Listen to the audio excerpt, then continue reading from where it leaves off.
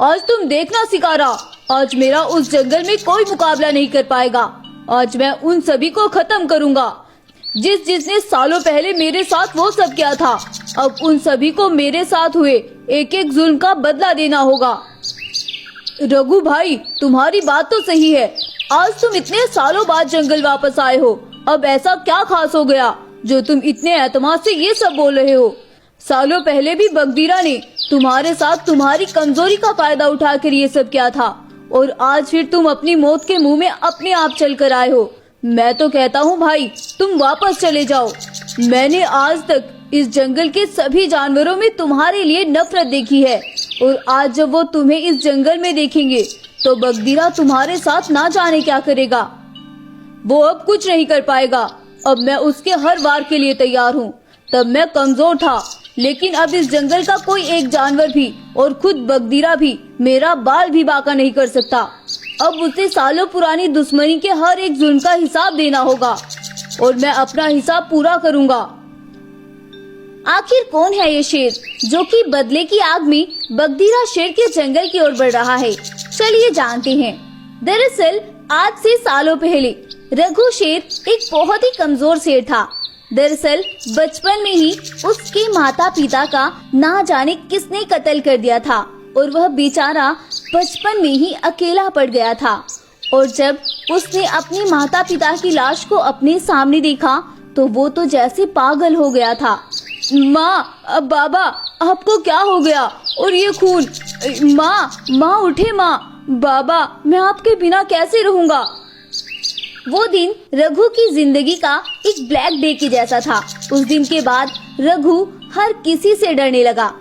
अब तो उसे शिकार करने से भी डर लगता था, क्योंकि जब भी उसे खून दिखाई देता था तो वो बहुत डर जाता था और वहाँ से भाग जाता था।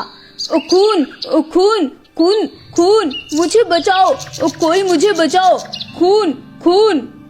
अरे बुद्धू शेर, क्या हुआ? तेरा अब रोज का हो गया है। ये तेरे माँ बाप को तो बगदीरा शेर ने पहुँचा दिया ऊपर, और अब तूने जंगल का सुकून बर्बाद कर दिया है। क्या मेरे माता पिता का कत्ल बगदीरा शेर ने किया है? मैं उसे नहीं छोड़ूंगा। मैं आज ही उसे मार डालूंगा। नहीं रघु, तुम उसका कुछ नहीं बिगाड़ सकते।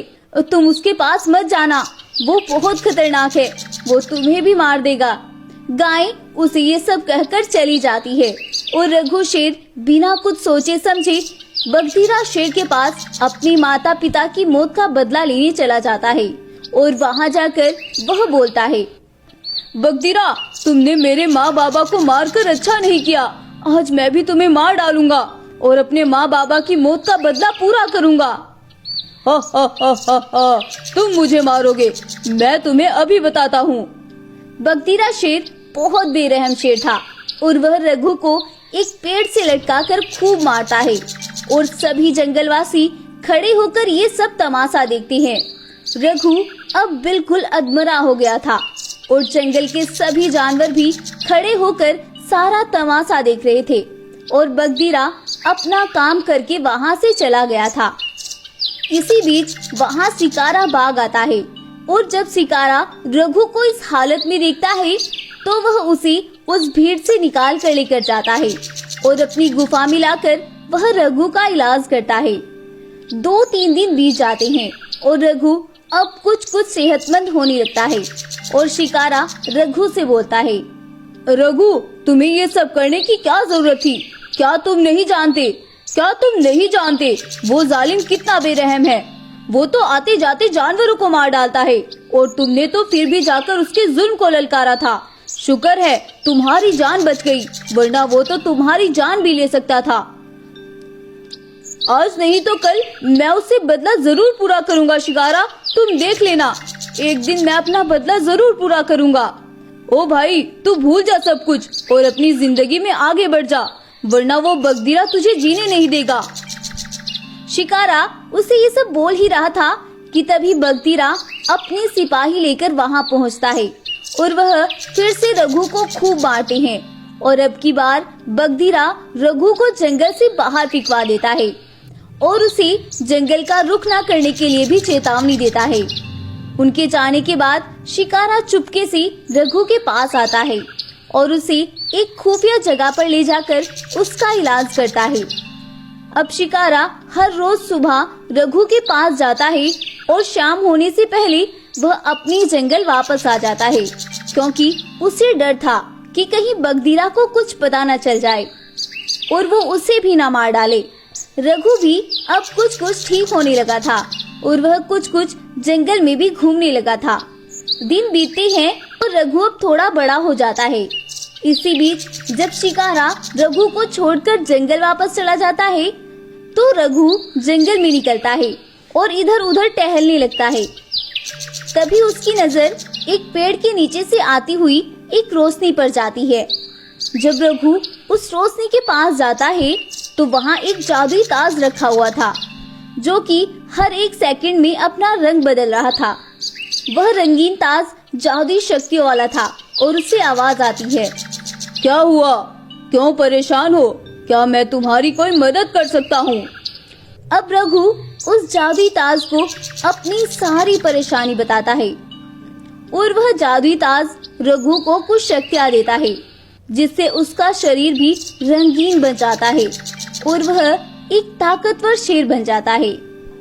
सुबह होने पर जब रघु उसके पास आता है तो वह उसे बिना कुछ बताए उसके साथ जंगल आ जाता है और आज रघु बगधीरा और जंगल वासियों से अपनी सारे जुल्मों का हिसाब पूरा करने के लिए आया था। और सबसे पहले वह बगधीरा की गुफा पर जाता है। बगधीरा रघु को देखकर बोलता है, अरे रघु, तुम फिर से मरने के लिए मेरे पास आ गए। उस दिन तो मैंने तुम्हें जिंदा छोड़ दिया था, शायद आज मैं खुद को ना रोक पाऊँ, इसीलिए मैं कहता हूँ चुपचाप यहाँ से चले जाओ, वरना ऐसा न हो मैं फिर से तुम्हें जंगल के बीच में लटका कर मारूं। रघु जब यह सुनता है तो बोलता है, भूल जाओ वो दिन बगधीरा जब तुम मुझ पे हावी हुए थे। आज ऐसा नहीं होगा और आज मैं तुम्हें पूरे जंगल के सामने खत्म करूंगा और तुम्हारी लाश को जंगल के बीच में लटकाऊंगा, जिससे जंगल वासियों को भी पता चले कि किसी की कमजोरी का मजाक बनाने का क्या सिला होता है। अब रघु अपना रूप बदलता है और बगधीरा पर हमला कर देता है।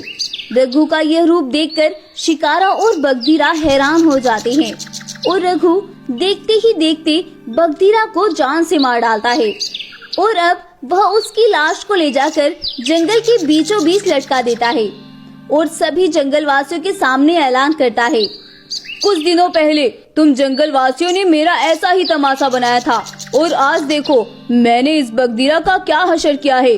और उस दिन जंगल के किसी भी जानवर ने मेरा साथ नहीं दिया था, जबकि मैं अपने हक पर था और ये बगधीरा मेरा मुजरिम था। लेकिन देखो कुदरत ने मेरा साथ दिया और मुझे इतनी ताकत दी कि मैं इसका मुकाबला कर सकूं। अगर उस दिन जंगल के किसी जानवर ने मेरा साथ दिया होता तो मैं इसे उसी दिन मौत के घाट उतार देता। मैं चाहूँ तो मैं तुम सबको खत्म कर सकता हूँ, लेकिन मैं ऐसा नहीं करूँगा। मेरा मुजरिम बगधीरा था और मैंने उसे मार दिया और जाओ तुम्हें माफ किया। यह सब बोलकर रघु और शिकारा वापस आते हैं और अब रघु शिकारा को सारी बात बताता है। शिकारा ये सब सुनकर बहुत खुश होता है। अगली सुबह होती है और जंगल के सभी जानवर रघु से माफी मांगने उसकी गुफा पर आते हैं। सभी जानवर एक साथ रघु से माफी मांगते हैं और उसे जंगल का राजा बनने का बोलते हैं।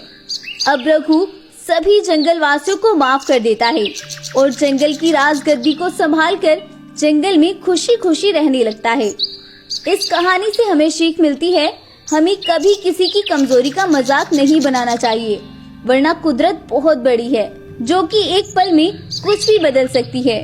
तो गाइस, आपको ये कहानी कैसी लगी हमें कमेंट करके जरूर बताएं और अगर आपको स्टोरी पसंद आई है तो प्लीज इस वीडियो को लाइक करें, शेयर करें और हमारे चैनल को भी सब्सक्राइब कर लें। Thank you.